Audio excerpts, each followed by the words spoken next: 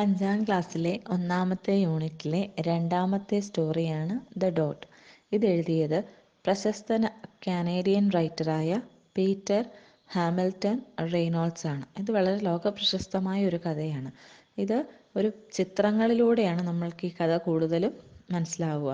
അപ്പോൾ നമുക്ക് കഥയിലേക്ക് പോവാം. പേജ് നമ്പർ 29 ആണ്. Here is the story of a young girl who believed that she could not draw pictures. Do you think she can draw? Let's see. തനിക്ക് ഒരിക്കലും ചിത്രം വരയ്ക്കാൻ കഴിയില്ല എന്ന് വിചാരിച്ചിരുന്ന ഒരു പെൺകുട്ടിയുടെ കഥയാണിത്. അവൾക്ക് വരയ്ക്കാൻ കഴിയുമോ? നിങ്ങളുടെ അഭിപ്രായം എന്താണ്? നമുക്ക് നോക്കാം. ഒന്നാമത്തെ picture.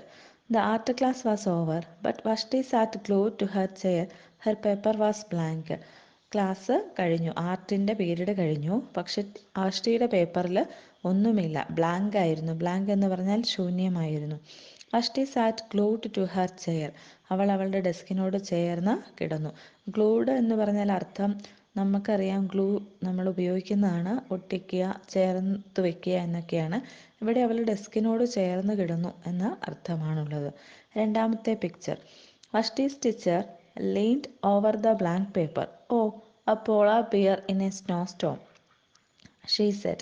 Very funny. I just can't draw, said Vashti. അപ്പോൾ ടീച്ചർ അവളുടെ ഡെസ്കിനോട് ചേർന്ന് നിന്നു.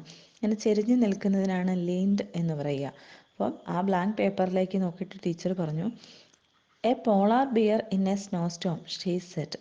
അതായത് മഞ്ഞിൻ്റെ കൊടുങ്കാറ്റിനുള്ളിൽ നിൽക്കുന്ന, മഞ്ഞിനകത്ത് നിൽക്കുന്ന ഒരു ധ്രുവക്കരടിയെപ്പോലെ ഉണ്ട്. അല്ലെങ്കിൽ ധ്രുവക്കരടി, ഒരു മഞ്ഞിനകത്ത് നിൽക്കുന്ന ധ്രുവക്കരടിയെ വരയ്ക്കണം എന്നുള്ള ആശയത്തിൽ ടീച്ചർ പറഞ്ഞു. അപ്പോൾ വഷ്ടി പറഞ്ഞു, no, I can just draw. എനിക്ക് വരയ്ക്കാൻ കഴിയില്ല. മൂന്നാമത്തെ picture. Her teacher smiled. Just make a mark and see where it takes you. അപ്പോൾ ടീച്ചർ പറഞ്ഞു, നീ അതിനകത്തൊരു മാർക്ക് ചെയ്യൂ, നീ അതിനകത്തൊരു ഡോട്ട് ഇടൂ, നമുക്ക് നോക്കാം എന്ത് സംഭവിക്കും എന്ന് നോക്കാം. നാലാമത്തെ picture. വഷ്ടി grabbed A marker and gave the paper A good strong jab. വഷ്ടി marker എടുത്തു, അതിനുശേഷം ഒരു കുത്ത് അല്ലെങ്കിൽ ഒരു ഡോട്ട് ആ പേപ്പറിൽ വരച്ചു. ജാബ് എന്ന് പറഞ്ഞാൽ കുത്തുക എന്നുള്ള അർത്ഥമാണ്. പോയിന്റഡ് ആയിട്ടുള്ള എന്തെങ്കിലും വസ്തു കൊണ്ട് കുത്തുന്നതിനാണ് ജാബ് എന്ന് പറയുക. 5. Her teacher picked up the paper and studied it carefully. Teacher ആ പേപ്പർ എടുത്ത് നന്നായിട്ട് ശ്രദ്ധിച്ചു നോക്കി. She pushed the paper towards Vashti and quietly said, now sign it. Paper നോക്കിയതിന് ശേഷം ടീച്ചർ വഷ്ടിയോട് പറഞ്ഞു, നീ ഇതിനകത്തൊന്ന് സൈൻ ചെയ്യൂ. അപ്പോൾ അടുത്ത പിക്ചറിലേക്ക് പോവാം. ആറാമത്തേത്. Vashti thought for a moment, well maybe I can draw but I can sign my name. അപ്പോൾ ഒരു മിനിറ്റ് വഷ്ടി ആലോചിച്ചു. തോട്ട് ഫോർ എ മൊമെൻറ്റ് എന്ന് പറഞ്ഞാൽ ഒരു നിമിഷം ആലോചിച്ചു. എന്നിട്ട് വഷ്ടി തന്നെ പറയുകയാണ്, എനിക്ക് വരയ്ക്കാൻ കഴിയില്ല, പക്ഷേ എൻ്റെ പേരെഴുതി ഒപ്പിടാൻ കഴിയും. ഏഴാമത്തെ picture. The next week, Vashti walked into the art class. She was surprised to see what was hanging above her teacher's desk. It was the little dot she had drawn. Her dot, all framed in swirly gold. അടുത്ത ആഴ്ച വഷ്ടി art ക്ലാസ്സിലേക്ക് പോവുകയായിരുന്നു. ആ സമയത്ത് അവൾ surprised ആയിപ്പോയി. ടീച്ചറിൻ്റെ ഡെസ്കിന് മുകളിൽ വഷ്ടിയുടെ ആ ഡോട്ട് വളരെ ഭംഗിയായി ഗോൾഡൻ കളറിൽ ഫ്രെയിം ചെയ്ത് തൂക്കിയിരിക്കുന്നു. അതായത് വഷ്ടി അതിനകത്തൊരു ഡോട്ട് മാത്രമേ ഇട്ടിട്ടുള്ളൂ, പിന്നെ വഷ്ടിയുടെ ഒപ്പും. ആ പേപ്പർ ടീച്ചർ നല്ല ഫ്രെയിം ചെയ്ത് സൂക്ഷിച്ചിരിക്കുന്നു. എട്ടാമത്തെ picture.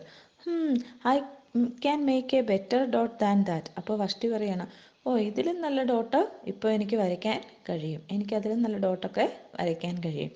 She opened her set of water colours and set to work. അങ്ങനെ വാട്ടർ കളർ തുറന്ന് വഷ്ടി വര തുടങ്ങി. ഒമ്പതാമത്തെ picture. Vashti painted and painted. A red dot, a purple dot, a yellow dot, blue dot. The blue mixed with the yellow. She discovered that she could make a green dot. Vashti kept experimenting with lots of little dots in many colors. അപ്പോൾ ടീച്ചറിൻ്റെ റൂമിൽ ആ തൻ്റെ dot കണ്ടതോടെ വഷ്ടിയുടെ confidence വർദ്ധിച്ചു. അതോടെ water colour എടുത്ത് പലതരത്തിലുള്ള ഡോട്ടുകൾ വരയ്ക്കാൻ തുടങ്ങി. അപ്പോൾ പല കളറുകൾ മിക്സ് ചെയ്ത് പുതിയ കളർ ഉണ്ടാക്കാൻ തുടങ്ങി. അങ്ങനെ എക്സ്പെരിമെൻ്റ് ചെയ്തുകൊണ്ടേയിരുന്നു, അതായത് പരീക്ഷണങ്ങൾ തുടർന്നുകൊണ്ടേയിരുന്നു. 10. If I can make little dots I can make big dots too. അപ്പോൾ എനിക്ക് ചെറിയ ഡോട്ടുകൾ വരയ്ക്കാൻ മാത്രമല്ല വലിയ ഡോട്ടുകൾ കൂടി വരയ്ക്കാൻ കഴിയും. Vashti splashed her colours with a bigger brush on a bigger paper to make bigger dots. അതായത് തൻ്റെ വലിയ ബ്രഷ് എടുത്ത് കളറിനകത്ത് മുക്കി വലിയ വലിയ ഡോട്ട്സ് ഉണ്ടാക്കാനായിട്ട് തുടങ്ങി. Vashti even made a dot by not painting a dot. Paint ചെയ്യാതെ തന്നെ പലതരത്തിലുള്ള ഡോട്ടുകൾ അവിടെ നിർമ്മിച്ച് തുടങ്ങി. 11. At the school also a few weeks later Vashti's dots made quite a splash. Splash എന്ന് പറയുന്നത് ചിതറിത്തെറിച്ച് വട്ടത്തിൽ അല്ലേ. അപ്പോൾ ഒരു പലതരത്തിലുള്ള കളറുകൾ ഉപയോഗിച്ച് ഡോട്ട് വരച്ച് വരച്ച് വരച്ച് വഷ്ടിയുടെ പേപ്പർ ഫുൾ ഒരു ഭംഗിയുള്ള വലിയൊരു വട്ടം വരത്തിലുള്ള പലതരത്തിലുള്ള ഡോട്ടുകൾ കൊണ്ട് നിറഞ്ഞു. 12. Vashti noticed a little boy gazing up at her. വഷ്ടിയുടെ ഈ ഡോട്ടുകളെല്ലാം ടീച്ചർ അവിടെ ഒരു ആർട്ട് ഷോയിൽ പ്രദർശനത്തിന് വെച്ചു. അത് നോക്കിക്കൊണ്ട് ഒരു ചെറിയ കുട്ടി നിൽക്കുന്നത് വഷ്ടി കണ്ടു. ഗേസിങ് എന്ന് പറഞ്ഞാൽ സൂക്ഷിച്ച് നോക്കിക്കൊണ്ട്. You are really A great artist, I wish I could draw. അപ്പോൾ ആ കുട്ടി പറയുകയാണ്, നീ ശരിക്കും യഥാർത്ഥത്തിൽ വലിയൊരു ആർട്ടിസ്റ്റാണ്, എനിക്കും അങ്ങനെയാകാൻ കഴിഞ്ഞിരുന്നെങ്കിൽ. I bet you can said Vashti. Vashti പറഞ്ഞു, നിനക്ക് ഉറപ്പായിട്ടും കഴിയും. Me no no I can't even draw a straight line with a ruler. എനിക്ക് സ്കെയിൽ വെച്ചിട്ട് പോലും നീളത്തിൽ നല്ല സ്ട്രെയിറ്റ് ആയിട്ടൊരു വര വരയ്ക്കാൻ കഴിയില്ല, അത്ര മോശമാണ് ഞാൻ വരയിൽ, പിന്നെ ഞാൻ എങ്ങനെ ഗ്രേറ്റ് ആർട്ടിസ്റ്റ് ആകും എന്നുള്ളതാണ് ആ ആൺകുട്ടിയുടെ സംശയം.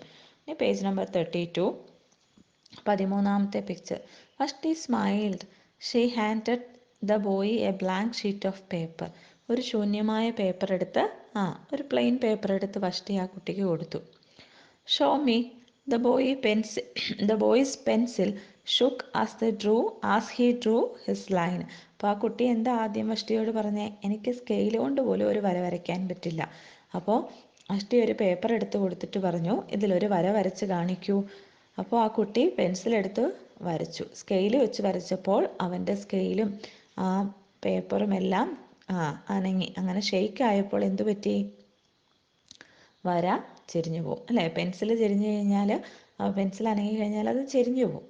So Vashti stayed at the boy's squiggle എന്ന് പറഞ്ഞാൽ ആ കർവി ലൈൻ, വളരെ ചെരിഞ്ഞ ഒരു ഇങ്ങനെ വളഞ്ഞ് വളഞ്ഞ ഒരു വരയാണ് അത്. അപ്പോൾ സ്കെയിൽ വെച്ച് വരച്ചിട്ടും ആ കുട്ടിയുടെ വര കറക്റ്റ് ആയിട്ടില്ല. അപ്പോൾ അതിലേക്ക് വഷ്ടി നോക്കി, എന്നിട്ട് പറഞ്ഞു, and then she said sign it. അപ്പോൾ ഇതിലേക്ക് ഒപ്പിടാൻ കുട്ടിയോട് പറഞ്ഞു. അപ്പോൾ ഇനി എന്താണ് സംഭവിക്കുന്നതെന്ന് നമുക്കറിയാം അല്ലേ. വഷ്ടി അതെവിടെയെങ്കിലും അത് പ്രദർശിപ്പിക്കും. അങ്ങനെ ആ കുട്ടിയുടെ കോൺഫിഡൻസ് ലെവൽ ഉയരും. പതുക്കെ പതുക്കെ അവൻ വരയ്ക്കാനായിട്ട് തുടങ്ങും. ഇത് തന്നെയാണ് വഷ്ടിക്കും സംഭവിച്ചത്. ടീച്ചർ അവൾക്ക് കോൺഫിഡൻസ് കൊടുത്തു.